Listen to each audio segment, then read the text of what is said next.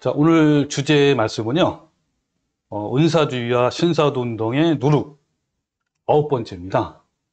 그리고 소주제로는 하나님의 음성 듣기, 그리고 정체는 이것이다. 라는 주제로 제가 이렇게 선택을 했는데, 주제가 어떻습니까? 마음에 들어요? 네, 오늘 이 주제 가지고 함께 나눔을 하겠습니다. 지난 시간에는 그 은사주의자들의 근간을 이루고 있는 예언하기, 또 뭐 음성 듣기, 꿈과 환상 보기, 병 고치는 이적 등에 대해서 이 전반적인 그런 부분에 대해서 알아보았습니다. 오늘 특별히 하나님의 음성 듣기 또는 뭐 성령님의 음성 듣기 이런 것이 굉장히 유행했었는데 이런 것에 대해서 집중적으로 알아보려고 한 거예요. 자, 2000년대 초부터 한국 교회에서 신사도 운동이 활발하게 전개되는 시기에 매우 유행했던 것이 바로 음성 듣기 열풍이었어요. 특히 신사도 운동 중심에 있는 그 예수 전도단이라는 말 들어봤어요? 뭐 YM이라고 하기도 하고, 이 단체가 한국 기독교에 많은 영향을 끼치면서 생겨난 유행 중에 하나가 음성 듣기입니다. 근데 이 당시에 이 열풍은요, 은사주의 계통의 교회뿐만 아니라 전통적이고 보수적인 교회에서조차 음성 듣기라는 열풍에서 벗어날 수가 없었어요. 이 당시에 조이 도우슨이라는 은사주의 사역자가 이제 책을 하나 썼어요. 그 책이 제목이 뭐냐면 하나님의 음성 듣는 삶. 들어봤어요? 굉장히 유행했었는데 하나님의 음성을 듣는 삶이라는 책이 신앙서적 분야에서 베스트셀러가 될 정도로 한국 교인들에게 많은 인기가 있었습니다. 근데 이 역시 책의 출판사도 예수전도단에서 나온 책이에요. 그 뒤이어 국내에서도 이런 책들이 쏟아져 나오기 시작했는데 그만큼 음성 듣기가 얼마나 빠르게 퍼졌는가를 잘 나타내주고 있습니다. 이와 더불어 많은 교회에서 어떤 것들이 유행했냐면 성령의 음성 듣기 세미나, 뭐 음성 듣기 훈련, 뭐 음성 듣기 학교 이런 것들이 굉장히 유행하면서 하나의 운동, 무브먼트죠. 그런 것 퍼져나가기도 했습니다. 또한 전도 여행 갈 때도 목적지부터 정하지 않고 음성 듣기로 결정하고 뭐 출발도 그렇게 하고 멈추기도 하고 또 숙박은 어디서 하고 누구를 전도하고 뭐 등등 뭐 이런 것에서도 음성 듣기로 결정하는 전도 여행이 유행이었어요. 그 해외 선교지를 정할 때도 하나님의 뜻이 어디인지 알기 위해서 음성 듣기를 통해서 결정을 했습니다. 뭐 이러다 보니 각 교인들이 일상생활 속에서도 하나님의 음성을 듣고 하나님의 뜻이 무엇인지 적용하기 시작한 거야. 예를 들면 나와 결혼할 배우자가 누구인지 하나님의 음성을 듣고자 했고 어떤 직장을 구해야 할지 어디로 이사를 해야 할지 등등 이런 거에 대해서도 하나님의 음성을 듣고자 했습니다. 심지어는요, 어느 대학에 입학을 해야 하는지, 어디에다가 돈을 투자해야 하는지, 어떤 사업을 해야 하는지, 그리고 잃어버린 열쇠에 어디서 찾는지 등등 이런 것까지도 음성 듣기가 말 그대로 운동으로 번져졌단 말이에요. 개인을 향한 하나님의 뜻을 알기 위해서 성령님의 음성 듣는 운동이 소위 예언이라는 은사로 둔갑해서 한국 교회를 온통 점쟁이와 점집으로 만들어 놨어요. 자, 제가 하나의 지금부터 화면에다 자료를 보여드리니까 보세요. 자, 이때 당시에 2000년대 초반이에요. 여기 하나님의 음성 듣기 해가지고 10권 책이 지금 쏟아 나왔는데 이런 책들이 오자마자 엄청나게 베스트셀러가 됐단 말이에요. 자, 여기 이제 내용을 제가 잠깐 읽어보면요. 소위 하나님 음성 듣기라는 신앙 행위가 기독교 서점가를 중심으로 번져가고 있다. 흔히 생각할 수 있는 섭리나 뜻을 찾아간다는 등의 보편적인 모습이라기보다는 마치 직통 대화라도 하듯 독특한 신앙 행위다.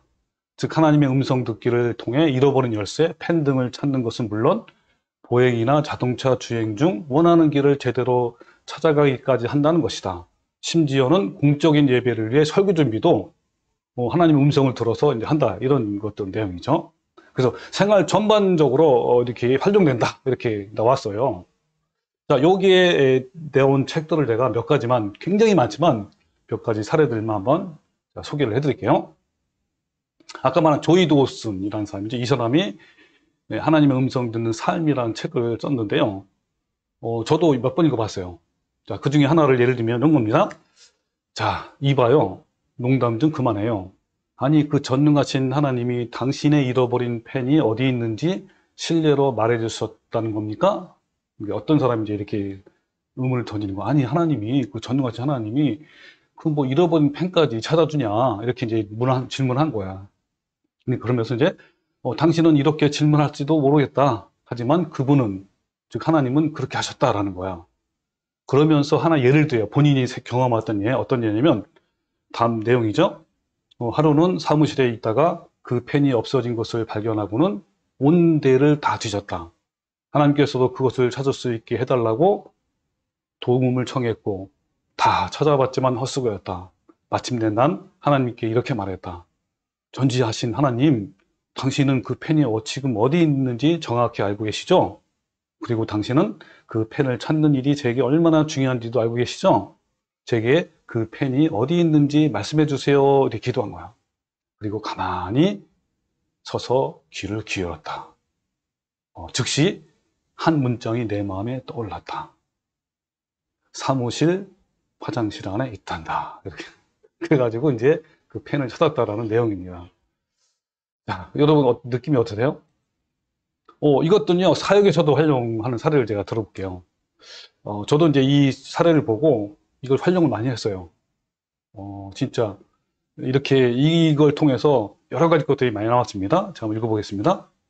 어느 아침 나는 그동안 잘 가지 않던 한 북카페로 가라는 하나님의 지시를 느꼈대요. 그래서 즉시 그곳으로 갔다. 마침 자리가 하나 남아 있어서 나는 하나님이 예비하셨다는 생각을 하며 그 자리에 앉았다. 그리고 일기장을 펴고 주님께 물었다. 주님, 오늘 하실 말씀이 무엇일까요? 무엇입니까? 그때 맞은편 탁자에 한 젊은 여자가 등을 돌리고 앉아 있는 것에 눈에 들어왔다. 주님, 저 여자에 대해서 무엇을 말씀하려 하십니까? 그때 주님의 응답을 느낄 수 있었다. 저 여자는 만성적인 질병을 가지고 있다. 그러나 내 눈에는 그렇게 보이지 않았다.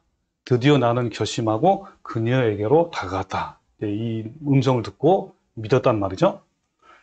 자, 뭐라 하냐면 다가가서 정말 이상하게 들릴지 모르겠지만 내가 기도할 때 아마 당신이나 또는 당신과 가까운 어떤 사람이 만성적인 질병으로 고생을 하고 있는 것을 느꼈습니다. 나는 내가 알고 있는 치유 모임에 당신을 초대하였으면 합니다. 등록 이렇게 말을 했단 말이에요. 그리고 그녀는 그 치유 모임에 참석을 하였고 또 계속해서 내적 치유 기도 모임에도 등록하였다. 이런 거래요. 그러니까 이분이 사역할 때도 어떻게 했다는 거야? 그렇죠. 음성을 듣고 저 사람이 만성 질병에 걸렸으니까 가서 그 얘기를 하면서 초대해라 집회 이렇게 했단 말이에요. 여러분 어떠신가요? 마치 영화의 한 장면을 보는 것 같은 착각에 빠지게 합니다. 아니, 잃어버린 물건을 하나님 음성이라는 것을 듣고 찾아내고 또 어디에 가야 하는가를 발견하기도 하고 심지어는 전혀 모르는 사람의 병명까지 알아맞히는 등 또 초자연적인 일들이 발생하는 거예요. 신통력이라도 발휘되는 것처럼 보인단 말이에요. 이러한 예들은요, 예수전도단 출판사에서 출판된 서적들 중에 굉장히 많이 나타났단 말이에요. 그런데 아무리 하나님 음성을 듣는다고는 하지만 잃어버린 펜까지 적용할 정도라면 하나님을 점쟁이로 여기는 것이 아니면 무엇일까요? 이런 음성 듣기 유행과 서적은 이 외국뿐만 아니라 국내 서적들도 유행처럼 출판되고 있었습니다. 이들이 들었다고 하는 음성의 형태는요, 이 내적인 음성도 있었고 실제로 외적으로 들리는 음성도 있었다고 주장하는 거예요. 다음은 국내 서적의 내용을 한번 제가 소개해 드릴게요. 자, 화면에 나왔습니다. 자, 이분은 이제 임종천 목사라고 하는데 이분이 이제 사례를 말한 거예요. 어느 날 나는 모세와 여호수아의 지도력이 너무나 부러워서 하나님께 어떻게 하면 참된 지도자가 될 수 있는지를 물어봤다.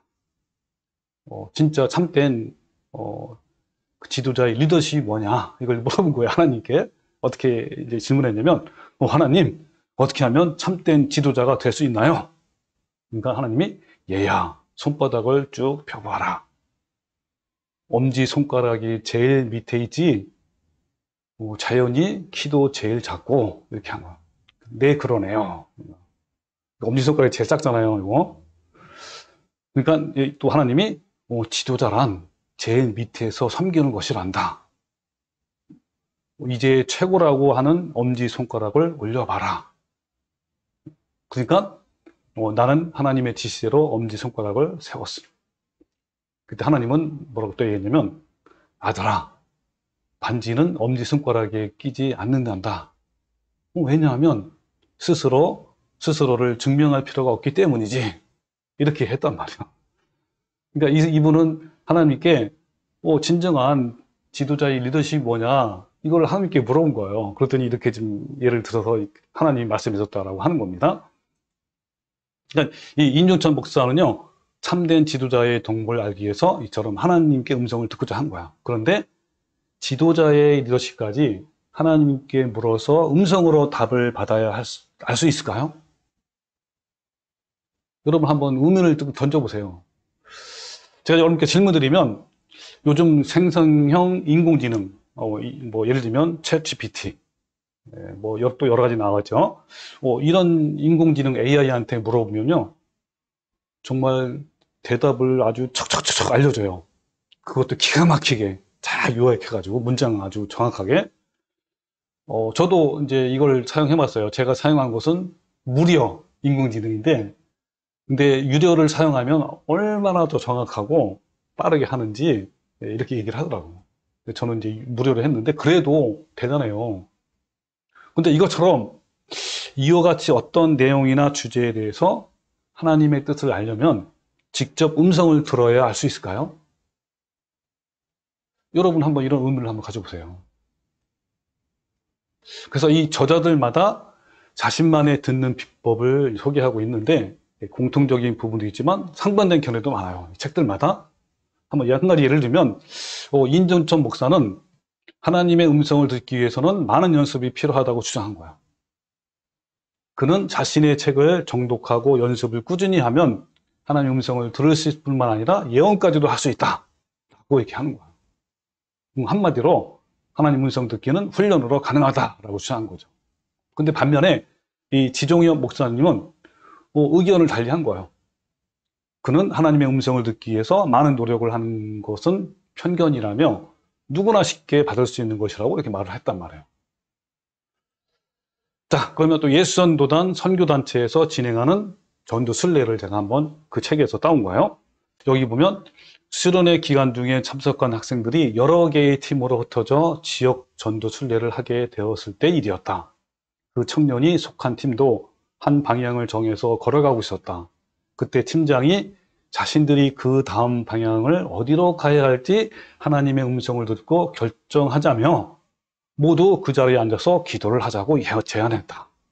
그러자 팀원들은 길거리에서 무릎을 꿇고 자신들이 어느 길로 가야 할지에 대해 하나님의 음성이라는 것을 듣기 위해 열심히 기도했다. 그리고 기도 후 각자 마음에 떠오르는 방향들을 말하게 했다. 그러자 특정한 방향으로 의견이 모아졌다는 것이었다. 이런 식으로 하는 거예요. 어디로 가야 할지, 어디서 멈춰야 할지, 어디서 숙박을 해야 할지 이런 걸 전부 다 하나님께 음성을 들으면서 이렇게 진행을 하는 거예요. 그래서 이 조 도요슨 아까 그 책 저자죠. 이 사람은요. 하나님의 음성을 개인적으로 듣는 것에 대해 괴상히 여기는 것을 보면 난 고개를 갸우뚱할 수밖에 없다 라고 주장했단 말이에요. 그러니까 오히려 하나님의 음성을 듣는 것을 참 이상하다 이렇게 여기는 사람은 정말 잘못됐다 이렇게 하는 거죠. 또 지지경 목사는 뭐라 하냐면 하나님은 오직 성경을 통해서만 말씀하신다는 편견을 버려야 한다. 그리고 성경이 완성되었다고 해서 하나님이 더 이상 말씀하시지 않는다는 생각은 잘못이다 라고 주장한 거야. 즉 이들이 말하는 하나님의 음성은 성경 밖에 있는 것일 수도 있고 또 그것을 외면해서는 안 된다라고 주장하는 거예요.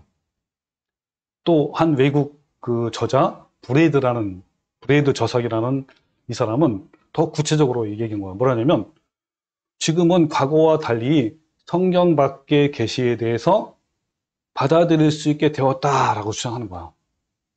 그러니까 이들의 문제는요, 하나님의 음성을 듣는다는 자신들의 행위 중 상당수가 성경 안에서 설명되지 않고 있다라는 거예요. 이들의 입장에서 성경은 오히려 거추장스럽고 미흡한 책 정도로 취급을 받고 있어요. 성경의 틀에서 벗어나야 자신들의 행위가 이해될 수 있다라고 주장하는 거예요. 이들의 음성 듣기 행위는 하나님 또는 성령이라는 명칭을 사용하잖아요. 뭐 하나님의 음성 듣기, 성령님의 음성 듣기 이렇게 사용할 뿐 마치 점쟁이들처럼 점을 치는 행위와 패턴이 비슷하단 말이에요. 그러면서도 이들은 성령 음성 듣기가 성경에 근거한다고 강조하기 위해서 또 종종 성경 구절을 인용하기도 해요. 기가 막히게.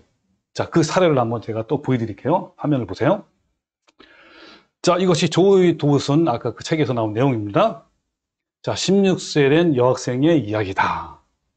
그녀의 엄마는 그녀에게 너무 눈 화장을 짙게 한다고 늘 잔소리를 했다고 한다. 하지만 자신은 그렇지 않다고 확신했기 때문에 엄마의 다툼은 늘 끊이지 않았다. 그런데 그 학생이 내 강의를 듣는 중, 내 강의는 뭐냐면 조이 도우슨이 교회에서 막 강사로 활동했단 말이에요. 그걸 들었어요. 듣는 중, 모든 문제의 해답이 성경 속에 있다는 말에 하나님께 물었다는 거예요. 그래서 어떻게 얘기했냐면, 좋아요, 하나님. 제가 어디 배운 대로 한번 해볼게요. 그러니까 하나님께 물어보겠단 말이에요. 성경에서. 맞는 건지 안 맞는 건지. 그래서 제가 눈 화장을 너무 짙게 하는 것인가요? 라고 이제 이렇게 물어봤단 말이에요. 근데 즉각적으로 어떤 인상이 떠올랐단 말이에요. 뭐 떠올랐냐면, 예레미야 4장 30절 말씀이 딱 떠오른 거야. 놀랍게도 거기에는 다음과 같은 말씀이 적혀 있었다. 자, 어떤 내용이냐면, 내가 눈을 그려 꾸밀지라도 너희 화장한 것이 헛된 일이라. 여인들이 너를 멸시하여 내 생명을 찾느니라. 정말 이렇게 쓰여 있단 말이야. 자, 봐라. 여기 보면 눈 화장하면 안 된다. 헛된 일이다. 이렇게 하면서 이렇게 답을 했다는 거예요. 근데 여기 보면 여기 내용이 나오잖아요. 눈을 화장을 하면 헛된 일일 뿐만 아니라 뭐라 그랬죠? 뒤에 연인들이 너를 멸시하고 내 생명을 찾는데요. 내 생명을 찾는 게 뭐죠? 죽임을 당한다는 거 아니에요. 이런 말도 있단 말이에요. 그러니까 이 하나님의 음성을 통해서 화장을 할 것인지 말 것인지에 대한 해답으로 특정 성경 구절을 받았다라는 내용이에요. 그래서 이 저자는 이와 같은 현상을 통해 자신들이 행하는 하나님의 음성 듣기가 소위 성경적이다 라는 것을 드러내려고 한 거예요. 무슨 말이냐면 어떤 방법으로라도 성경 구절이 인용이 되면 자신들의 음성 듣기가 성경적이다라고 생각하게 하는 거죠. 저는 이렇게 질문 한번 드리면, 자, 그런데 하나님의 음성을 통해서 받았다는 예레미야 4장 30절이 오늘날 눈 화장을 하지 말라라는 의미로 적용할 수 있는 구절일까요?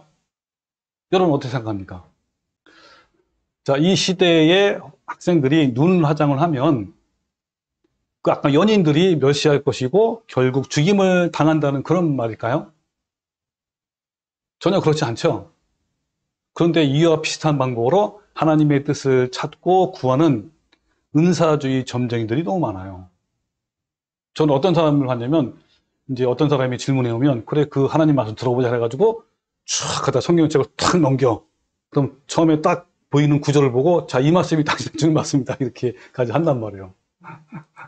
자, 이번 경우뿐만 아니라 이런 비슷한 형태라도 하나님은 점치는 것처럼 이런 방법으로 자신의 뜻을 절대 나타나지 않는 거예요.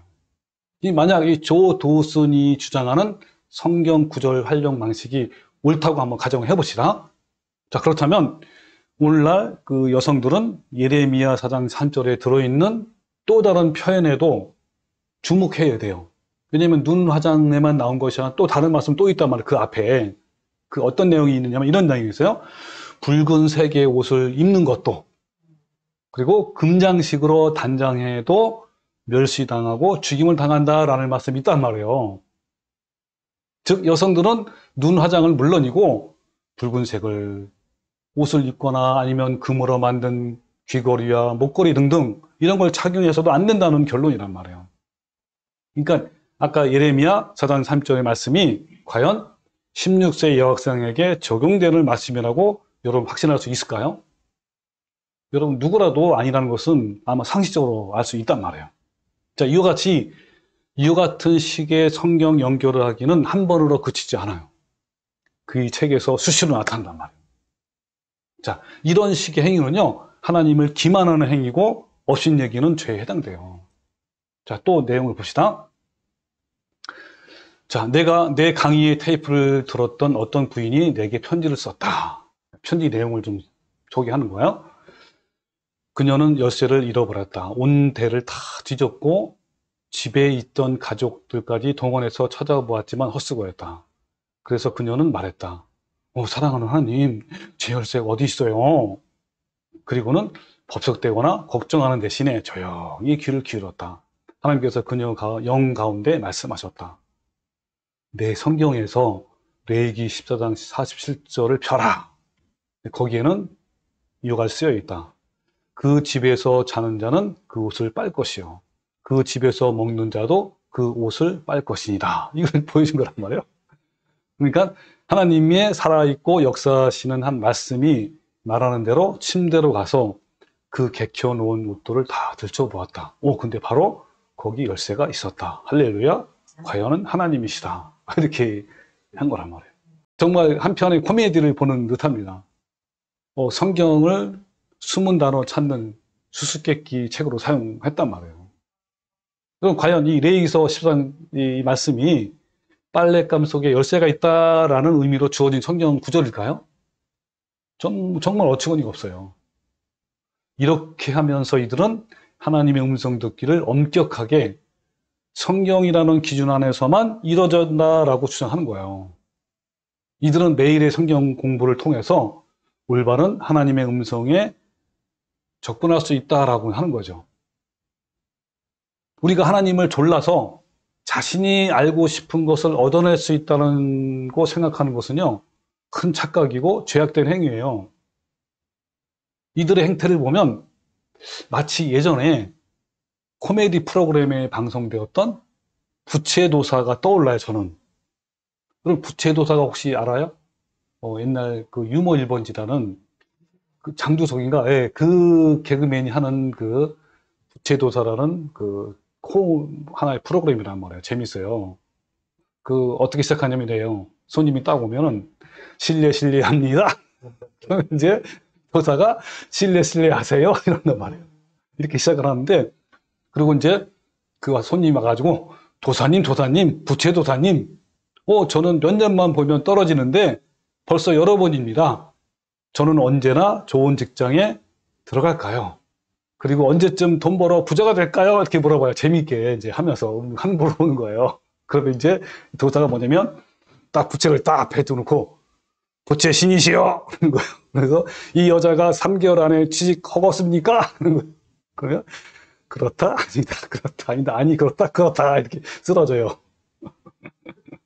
그렇다면 이제 뭐라고 하냐면, 그럼 그 회사에서 일하면 돈을 많이 벌어서 부자가 됩니까? 아니다. 아니, 그렇다. 또 뭐지? 내가 하면서 웃기네. 이것처럼, 제가 하나의 개그를 한 거예요, 이거. 자, 이것처럼 내가 필요한 모든 것들을 하나님의 음성 듣기로 해결한다는 것은 정말 넌센스이고 어처구니가 없는 거예요. 자, 또 한번 질문 드릴게요. 하나님은 정말 잃어버린 펜을 찾게 해주시고, 결혼 상대가 누구인지 음성으로 과연 알려주실까요? 여러분 어떻게 생각합니까? 자, 여러분, 하나님이 인간에게 주신 귀한 선물 중에 하나가 자유의지를 주신 거예요. 우리를 로봇처럼 창조하신 것이 아니라 우리가 내 의지로 선택하며 살 수 있도록 하신 거란 말이에요. 하나님을 올바르게 믿고 천국 가는 것도 나의 선택이고, 내 자유의지로 세상을 사랑해서 멸망하러 가는 것도 내 선택이라는 거예요. 하나님은 결혼 대상자를 정하는데 우리에게 자유의지를 주신 거예요. 단, 성도가 배우자를 선택할 때 동일한 믿음을 가진 배우자를 선택하라는 말씀의 경계선을 주신 것 뿐이에요. 그래서 우리는요, 동일한 믿음을 가진 자 중에서 자신이 진짜 사랑하는 사람을 배우자로 선택할 수 있도록 하나님이 귀한 선물을 주신 거예요. 아니, 만약 내가 어떤 사람을 사랑하지도 않는데, 그런 감정도 없는데 하나님이 저 사람을 결혼해라 그러면 이건 너무 웃기지 않아요? 이게 무슨 하나님인가요? 그렇지는 않잖아요. 우리가 하나님께 남녀를 사랑할 수 있는 귀한 선물이에요. 이것도요.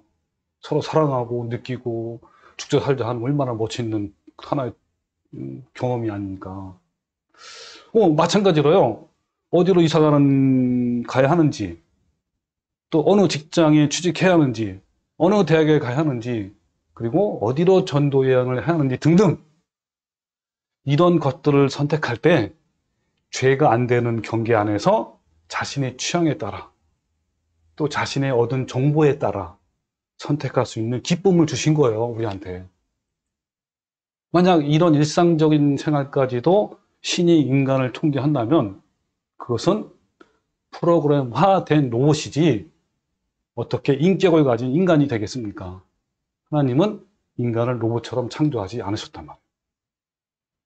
더구나 하나님은 펜이나 열쇠를 잃어버린 것을 찾아주시는 분도 아니고 어떤 부분에 대해서 물어본다고 음성으로 들려주시는 분도 아닌 거예요. 여러분, 하나님의 음성을 듣는다는 교회나 단체 그리고 개인을 접촉도 하지 마십시오. 왜냐하면 매우 신기하게 느끼기 때문에 100이면 100명 다 미혹되기 십상이에요. 특히 한국 사람은 무속적이고 주술적인 토속신앙에 익숙하기 때문에 이런 신비주의에 미혹되는 것은 너무너무 쉬워요. 하나님 음성 듣기를 통해서 교인들의 심리를 사탄이 악용하는 사례들이 많아요. 이런 음성 듣기 열풍 때문에 비극적인 사례도 많단 말이에요. 제가 몇 개를 한번 소개를 한번 드릴게요. 자주 한번 화면에 집중하시면 제주 여교사 살인사건, 근래에 있었던 일이에요. 2018년 6월에 발생한 사건, 신문에 다 나왔습니다. 초등학교 교사였던 27살의 김지연 씨는 교회를 다니던 사람이었는데 당시 그녀는요, 심리적으로 매우 불안한 일이 있어서 상당히 힘든 상태였단 말이에요. 그때 그녀에게 40대 한 남성이 접근했어요. 그 남성은 자신이 버클리 음대를 나왔고 CCM 작곡가라고 했고 자신을 목회자라고 소개했단 말이에요. 그는 자신이 하나님의 음성을 듣고 성령님의 지시를 받는다고 이렇게 한 거예요. 그러면서 여러 가지 이제 걸 가지고 막 보여줬단 말이에요. 처음에 이 김지연 씨는요, 그를 신비롭게 생각했으나 시간이 지날수록 그 남성의 노예가 되는 거예요. 근데 대부분요, 은사주의에 특히 이런 말씀 듣기라든지 음성 듣기, 뭐 예언하기 이런 등등 이런 것에 깊게 미혹이 된 사람들의 전형적인 유혹이에요. 여러분 그냥 얼핏 얇게 이렇게 좀 빠지면 몰라도 깊게 빠지면요, 패망의 지름길이래요. 자, 이어서 볼까요? 김지연 씨는 그의 지시대로 움직였다. 모든 월급은 그에게 뺏겼고 그가 요구하는 돈을 주기도 했고 과외도 하고 아르바이트도 하고 심지어는 전단지까지 돌리는 일까지 했다. 그리고 결국 그 사람에게서 벗어나려고 애를 쓰다가 폭행을 당해 숨지고 말았다. 참 어처구니 없는 사건이죠. 이런 일까지 생긴단 말이에요. 그래서 이와 같이 이런 은사주의에 미혹이 되면요, 정도의 차이는 있지만 다양하게 피해를 입게 되는데 그런 사례들이 많이 존재한단 말이에요. 지금도 존재하고 있고. 그러니까 하나님의 음성을 듣고 결혼했다고 했는데 결국 이혼으로 끝나는 사례도 많아요. 하나님의 음성을 듣고 어떤 것을 선택을 했으면 좋은 결과가 있어야 하는데 오히려 파국으로 끝나는 경우가 많단 말이에요. 여러분, 한국 교회 안에는요, 소위 하나님의 음성을 듣는다, 하나님의 뜻을 안다 라는 말에 콤플렉스가 있어요. 교인 중에 누군가가 자신이 하나님 음성을 들었다 라는 말을 들으면요, 이상하게 그 사람 앞에서 한없이 작아지고 그 미혹에 유혹이 돼요. 와, 저 사람 하나님 음성 들었대. 속으로 막 생각하는 거. 와, 대단하다. 그럼 그 사람이 뭐 하는 말 들으면 다 믿으려고 해요. 신비스럽고 이런단 말이에요.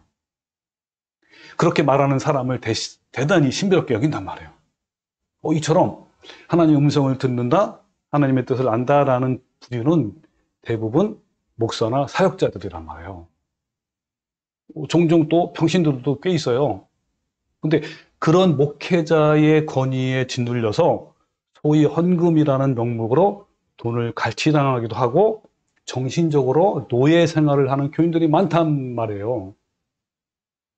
저도요, 은사주의 교회를 다닐 때 이런 음성 듣기에 미혹이 되어서 음성 듣기, 환상, 이미지 보기, 예언 기도 등의 그런 걸 통해서 사역을 했어요, 저도. 그때 이 교회에서, 제가 다니던 교회에서 성령 은사를 위한 세미나를 학교 형태로 운영했어요. 예를 들면 음성 듣기 학교, 예언 학교, 이런 식으로.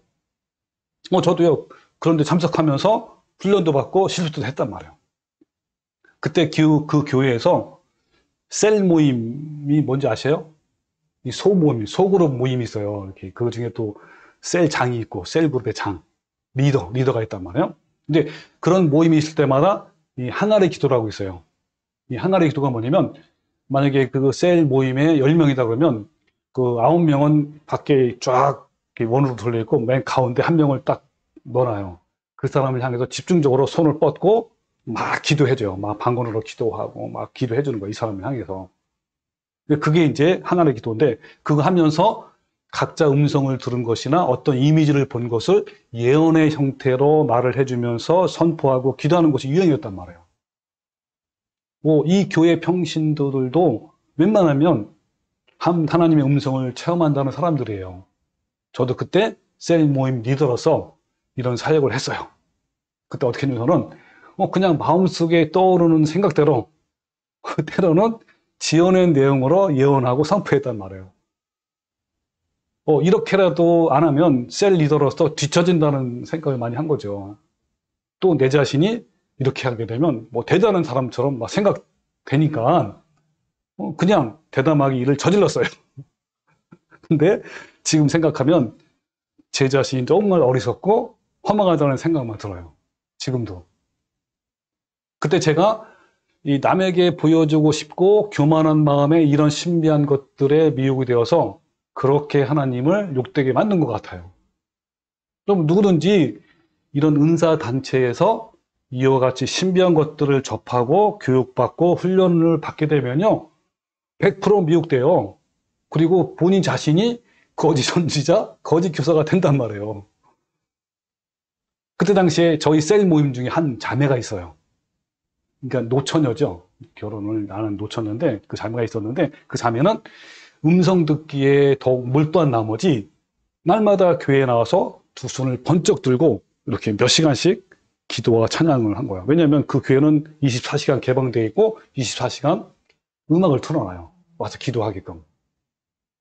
그렇게 기도를 하다가 어떤 음성이나 이미지가 떠오르면 그것에 따라 결정하고 행동을 했단 말이야, 이 자매가. 근데 하루는 기도하는 중에 하나님의 음성을 들었다라고 한 거예요. 어떤 음성이냐면, 강남에 있는 어떤 교회에 청각 목사님이 있는데 너는 그 목사님과 결혼을 하게 될 것이다.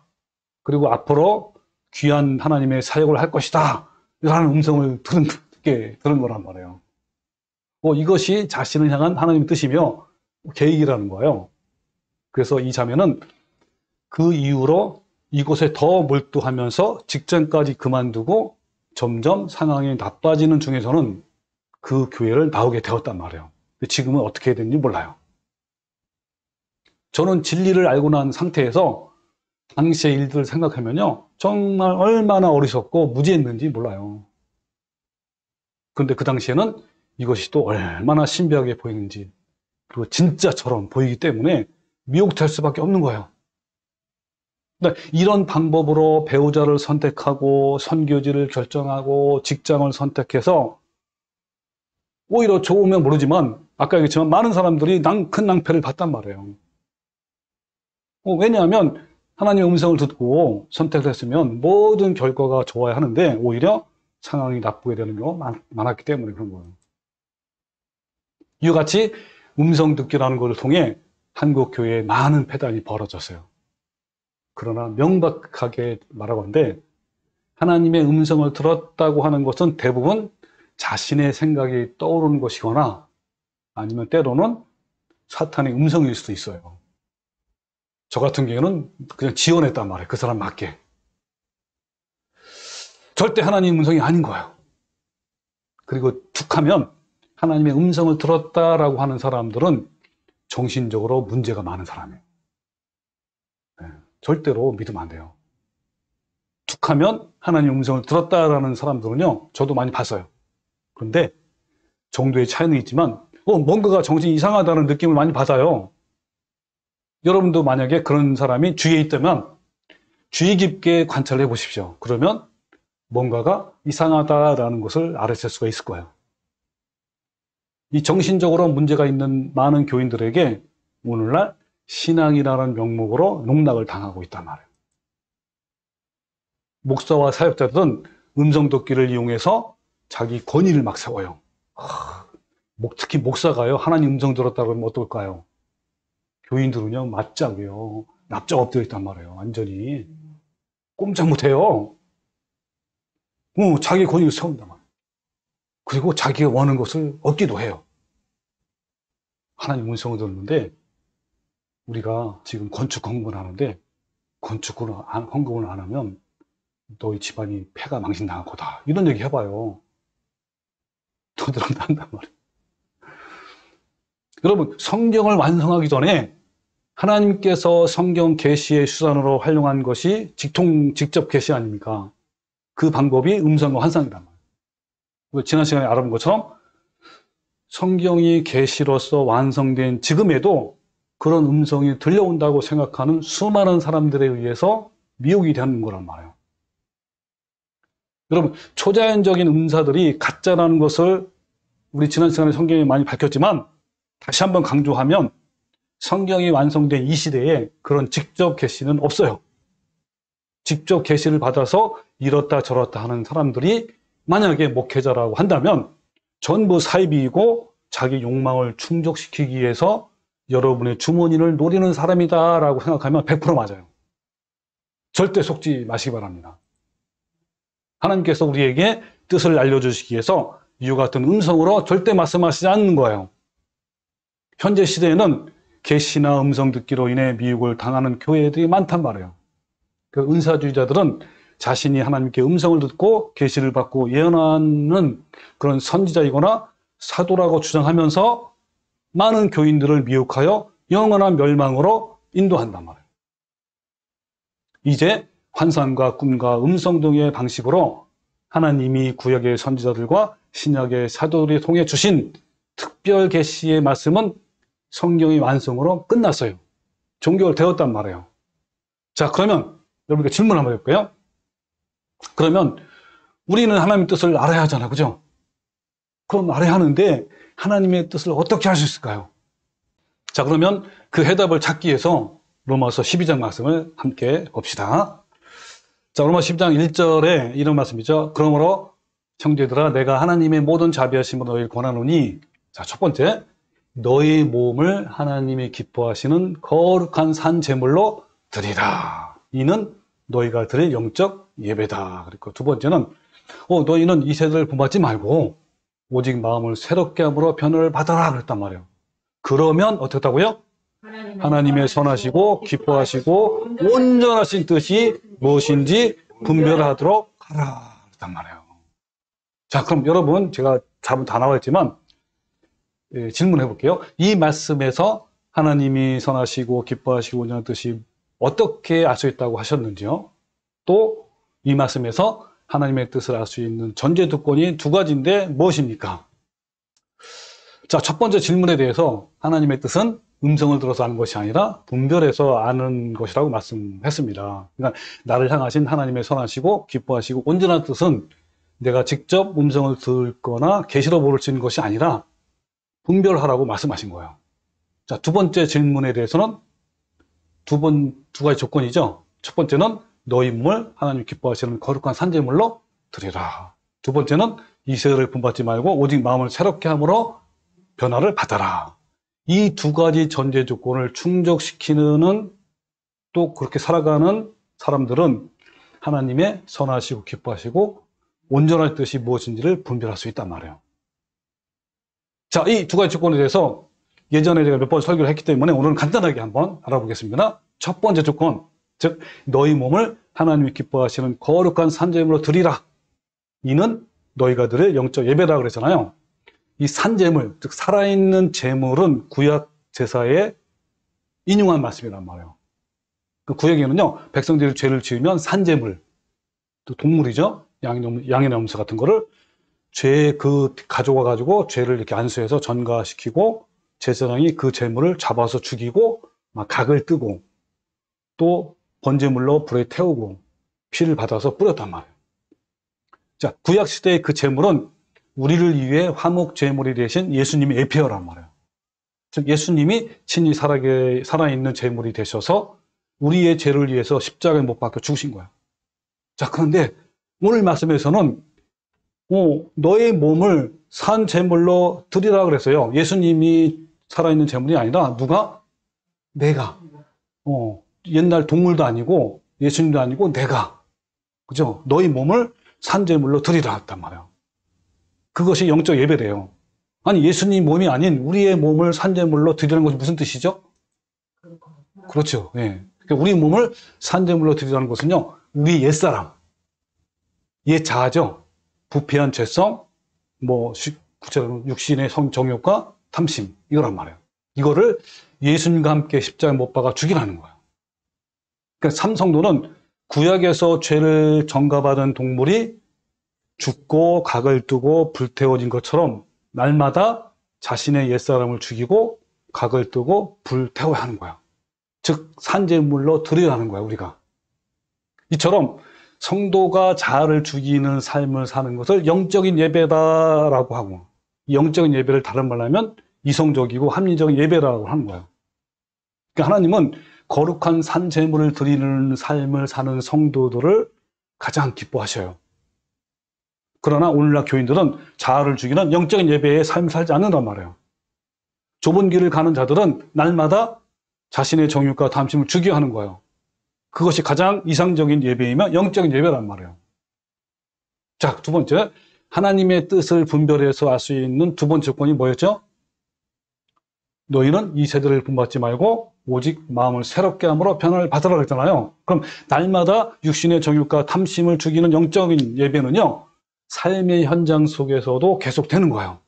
그 현장에서도 우리는 이 세대를 본받지 말고 오직 마음을 새롭게 변화가 되어서 영적인 예배가 되는 거야.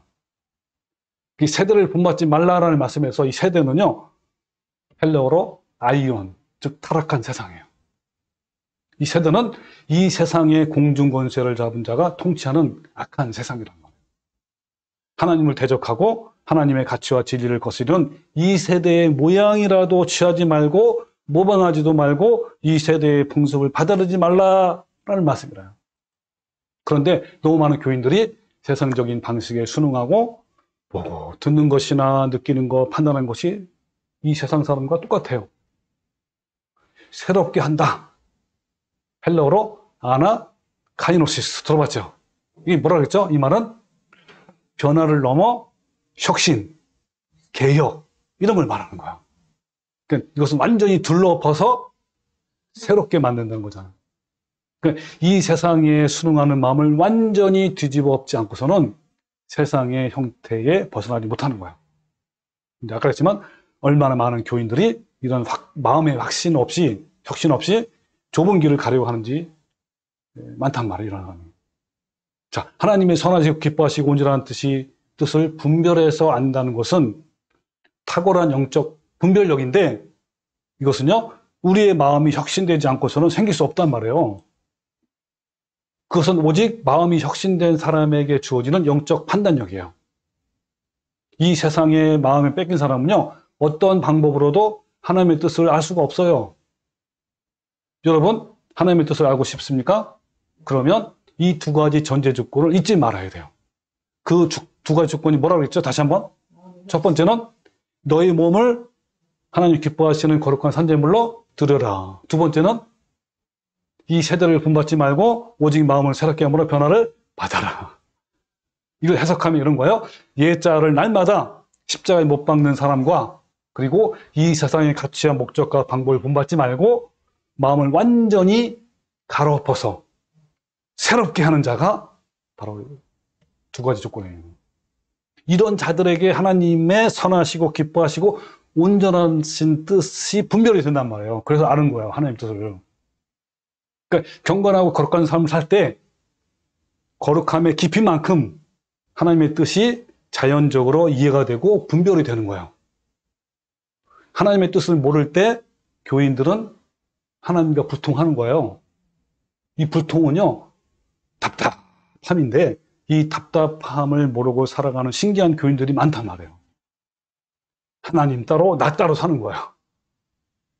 하나님의 뜻을 안다면 하나님과 내가 소통하는 것인데, 이처럼 하나님과 소통이 되면 얼마나 가슴이 뻥 뚫린 것 같은 느낌이 들겠습니까? 근데 반대로 소통이 안 되면 얼마나 답답할까요? 하나님의 뜻을 안다는 것은 어느 날 갑자기 들려오는 음성이나 보여지는 계시가 아닌 거예요. 오랫동안 내가 하나님을 향해서 자아를 죽이고 이 세상을 본받지 않고 하나님의 거룩한 사람으로 성품이 변화되는 사람에게 자연적으로 스며드는 것이 바로 분별력이에요. 그러니까 결국 하나님의 뜻을 안다는 것은 그 사람의 거룩함에서 나오는 거예요. 자, 또 질문하면 두 가지 전제 조건에 합당한 삶을 살면 우리는 하나님의 선하시고 기뻐하시고 온전한 뜻이 무엇인지를 분별해서 알 수 있는데, 구체적으로 무엇으로 어떻게 분별할까요? 이 부분은 제가 아까 질문 드린 건데 우리 같이 한번 화면을 보면서 알아봅시다. 자, 하나님의 뜻을 알 수 있는 방법에 대해서 5만 번 기도 응답을 받은 조지 물러라는 사람이 7가지 방법을 제시했어요. 저는 이 방법이 참 좋은 것 같아요. 자, 잘 보세요. 내가 하나님 뜻을 알고 싶어. 그러면 말씀을 정기적으로 묵상해야 돼요. 그런 가운데 하나님의 뜻을 알 수가 있단 말이에요.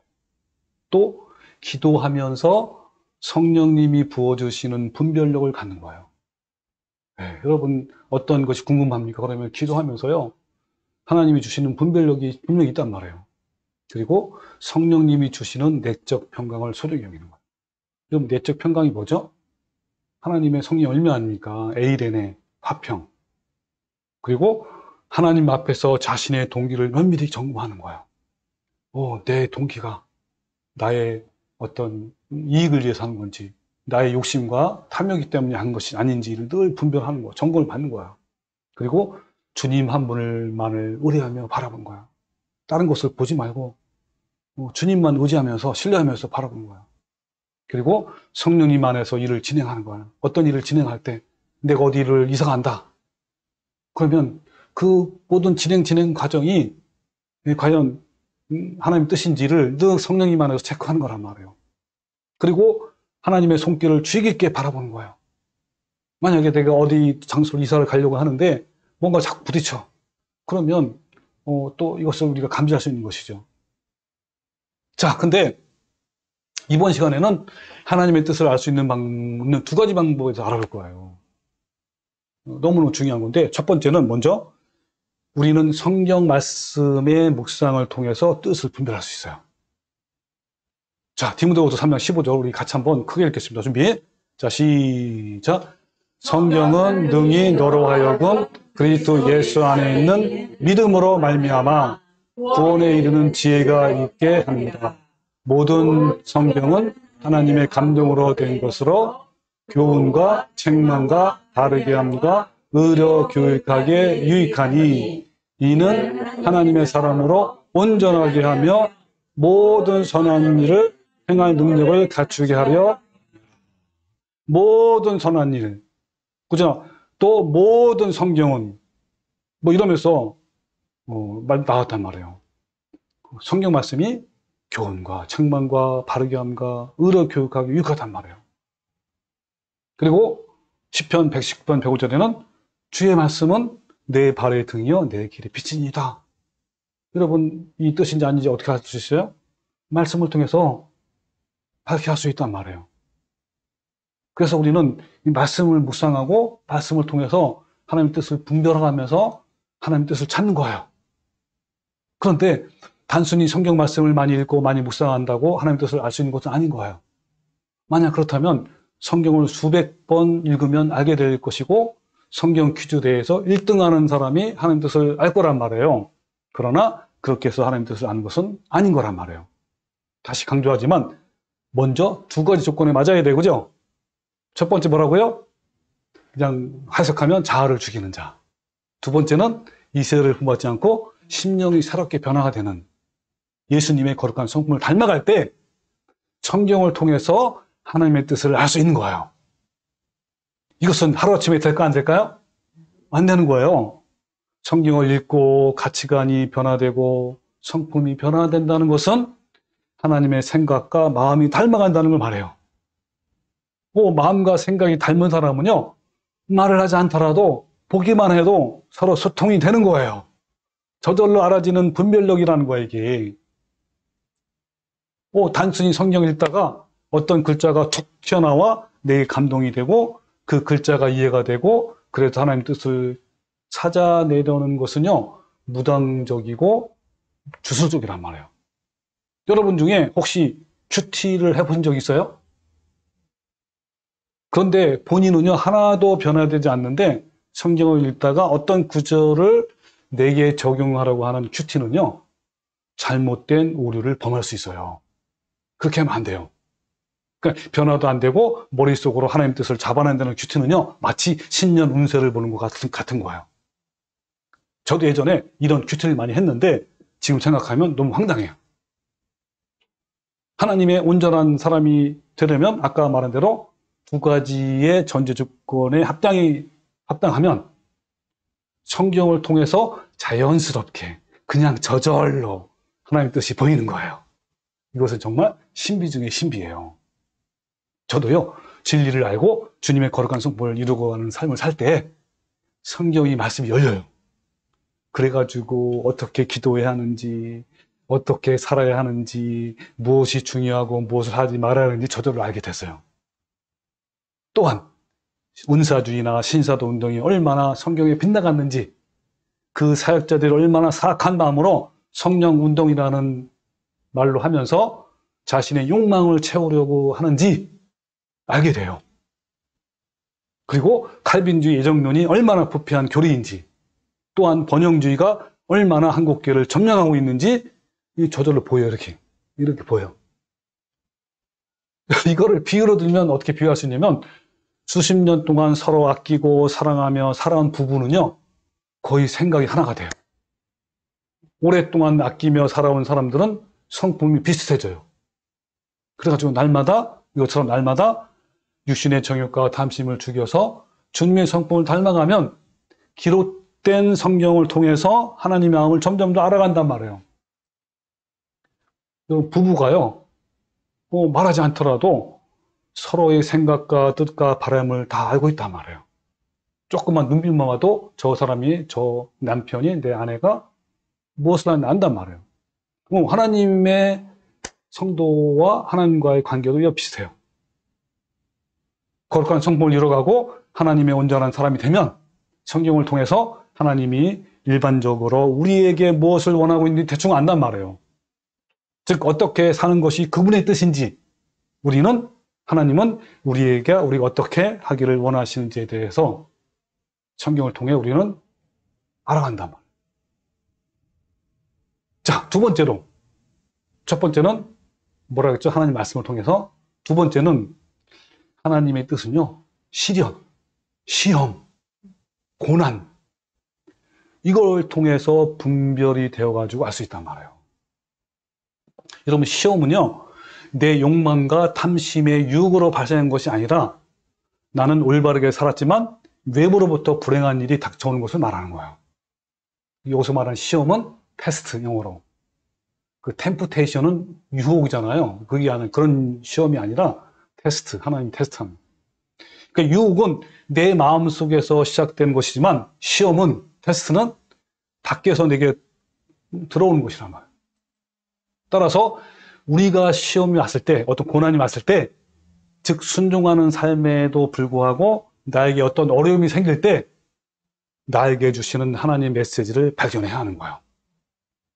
물론 나의 죄로 인해서 하나님으로부터 징계 뭔지 아시죠? 징계를 받을 때는 분명히 그 죄에서 돌이키라는 분명한 메시지가 있잖아요. 하나님 뜻이 있단 말이에요.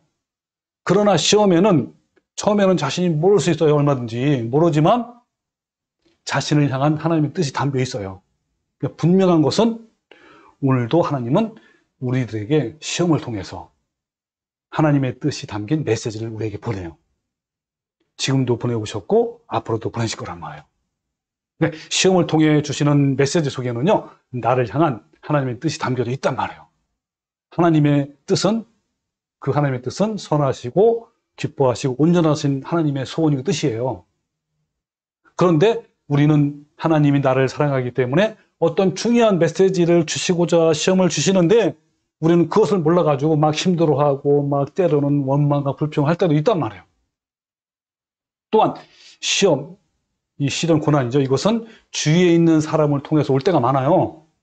그때 그 사람을 원망하거나 미워한다면요, 불행하게도 하나님의 뜻을 절대 얻지 못하는 거예요.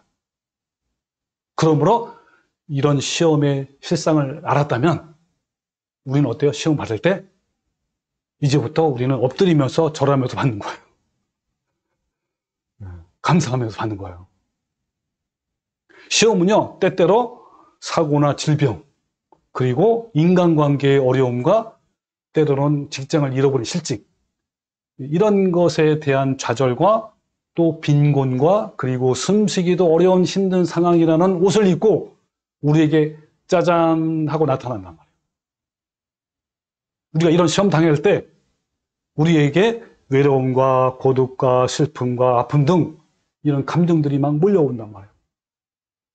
그러나 그 시험은 물리쳐야 할 원수가 아닌 거예요. 여러분, 시험이라는 것은 누구나 고통스러운 거예요. 아니, 괴로움과 막 쓰라림, 그리고 배고픔과 이별, 그리고 무례함을 당하는 것 등등 이런 아픔들을 좋아할 사람이 누가 있겠습니까? 그런데 시험이 이렇게 고통스럽지만 이 속에 나를 향한 하나님의 귀한 뜻이 있기 때문에 시험을 기뻐하고 기대할 수 있는 거예요. 그러므로 우리가 시험 가운데 있을 때 하나님의 귀한 뜻을 전달받는 시간이에요. 이 사실을 아는 사람은요, 야고보서에 있는 말씀을 이해가 돼요. 자, 1장 2절에 뭐냐면, 형제들아 너희가 여러 가지 시험을 당하거든 온전히 기쁘게 그래. 대충도 아니고 어떻게 기쁘게 그래? 온전히. 왜냐하면 너희의 믿음의 시련이 인내를 만들어내는 줄 너희가 아니라 인내를 온전히 이루어. 그러면 또 이는 너희로 온전하고 구비하여 조금도 부족함이 없게 하람이라. 그러니까 하나님 왜 시련과 시험과 고난을 주시냐? 우리를 사랑해서 우리에게 모난 그 죄악을 뿌리를 뽑기 위해서, 여긴 것처럼 온전하고 구비하고 조금도 부족함이 없게, 즉 하나님의 거룩한 성품을 담기 위해서, 그래서 온전히 천국에 들어가기 위해서 주시는 거란 말이에요. 그러니까 이 말씀처럼 우리는 시험이 왔을 때 온전히 기쁘게 여길 수 있단 말이에요. 여러분, 요즘에 한 몇 달 동안 이제 우리 해피 엄마가 큰 시련을 받는 것에 대해서 우리 다 아시죠? 이번에 시험을 받는 동안 너무 힘들고 견디기 어려웠지만 이 시련을 통해서 하나님의 귀한 뜻을 발견했다고 저한테 간증도 했어요. 본인은 귀한 하나님의 뜻을 평생 잊지 못할 것이고 그 귀중한 하나님 메시지가 평생 동안 자신의 영혼을 살리고 구원하는데 큰 생명의 말씀을 할 거란 말이에요. 큰 역할을 할 거란 말이에요. 여러분 어떠신가요? 오늘 두 가지만 알아봤는데 하나님의 뜻을 알 수 있는 통로가 여러 가지가 있다고 저는 생각해요. 지난 시간에도 말했지만 우리가 이제 물론 살아가다 보면 직접적인 하나님의 음성으로 나타나는 것은 아니지만 기적이라 여길 만큼 놀라운 주님의 인도하심과 이끄심이 있어요, 없어요? 이런 걸 경험한단 말이에요. 저 지난날을 되돌아보면 하나님이 저를 가장 좋은 길로 인도하시고 이끌어주신 기적적인 사건들이 얼마나 많은지요. 그러나 이런 것들은 은사주의자들이 주장하는 것처럼 하나님의 음성을 들어서 나타나는 것이 아니라 하나님은 가장 나를 잘 아시고 선하시고 신실하신 분이라는 믿음으로 말미암은 것이에요. 하나님은 오늘도 기록된 말씀과 각 성도들에게 주시는 시험과 그리고 여러 가지 방법으로 자신의 뜻을 우리에게 각자에게 알려주신단 말이에요. 우리는 나보다 나를 더 잘 아시고 어찌하든지 합력하여 선을 이루시게 하시는 그 하나님의 신실하심을 믿고 순종합시다. 그냥 순종하면 돼요. 이제 더 이상 사탄같이 달콤한 사탄의 속임수에 미혹되지 맙시다. 여러분 우리 모두 기록된 말씀으로 인도함을 받는 성도가 되시기를 주님의 이름으로 축원합니다. 아멘.